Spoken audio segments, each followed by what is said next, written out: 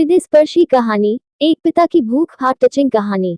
5:30 को ऑफिस खत्म होने के बाद मैं सीधा घर नहीं गया था क्योंकि मुझे मेरे दोस्त का फोन आया था जिसने मुझे राजा रानी वड़ा पाव की शॉप के सामने मलाड में रुकने के लिए कहा था।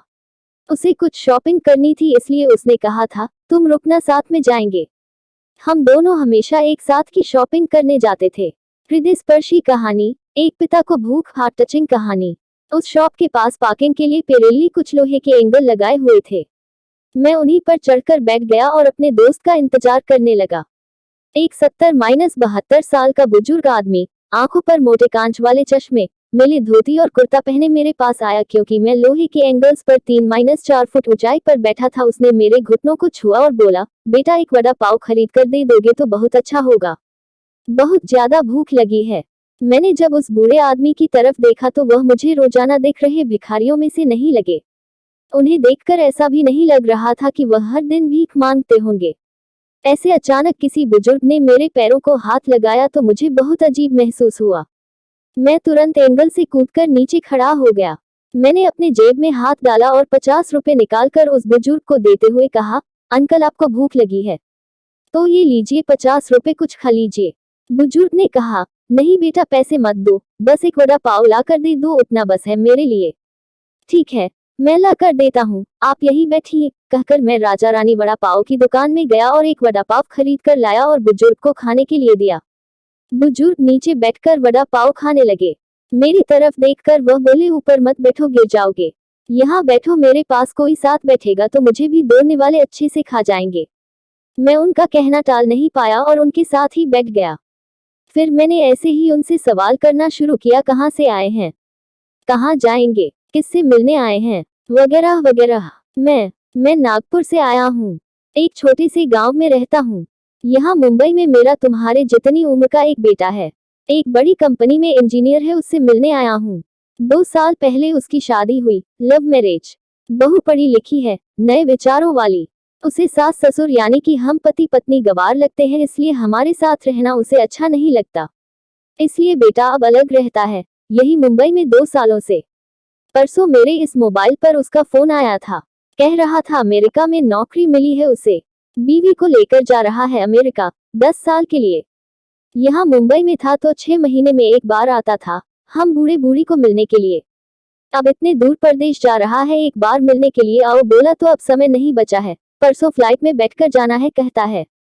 अब 10 साल के लिए जा रहा है, पता नहीं तब तक हम जिएंगे या मरेंगे, इसलिए सोचा खुद ही जाकर उसे मिल लेता हूँ। कल शाम से एयरपोर्ट को ढूंढ रहा हूँ लेकिन यहाँ के लोग कहते हैं कि इस एरिया में एयरपोर्ट है ही नहीं। बुजुर्ग ने एड्रेस वाली चिट्ठी मेरे हाथ में देते हुए कहा। उनकी बात सुनकर मैंने कहा, लोग सच कह रहे हैं, एयरपोर्ट यहाँ नहीं है, सेंटा क्रूज में है। बुजुर्ग ने मेरी तरफ देखकर कहा, लेकिन परसों जब बेटे का फोन आया था तो उसने यही पता लिखवाया था मुझे, लगता है ये फोन भी खराब हो गया है, फोन ही नहीं आ रहा है बेटे का। मैंने बताया था उसको कि मैं उससे मिलने आ रहा हूँ मुंबई। कहते हुए बुजुर्ग ने मोबाइल मुझे देखने के लिए दिया। अब मेरे एक हाथ में चिट्ठी और एक हाथ में मोबाइल था। मैंने मोबाइल का बटन दबाकर देखे, मोबाइल अच्छे से चल रहा था और मोबाइल में नेटवर्क भी पूरी तरह से आ रहा था। मैंने उनसे पूछा, आपने नहीं लगा के देखा फोन बेटे को? मुझे कहाँ लगाना आता है बेटा फोन, कोई फोन करता है तो उठा लेता हूँ बस, उन्होंने कहा। मैंने रिसीव्ड कॉल में जाकर कर आखिरी आए नंबर पर कॉल किया, 2 रिंग्स बजने के बाद कॉल कट कर दिया गया। फिर मैंने एड्रेस की चिट्ठी खोलकर देखी, उसमें जहां हम बैठे थे वहीं का एड्रेस था, यानी कि जानबूझकर गलत एड्रेस दिया गया था।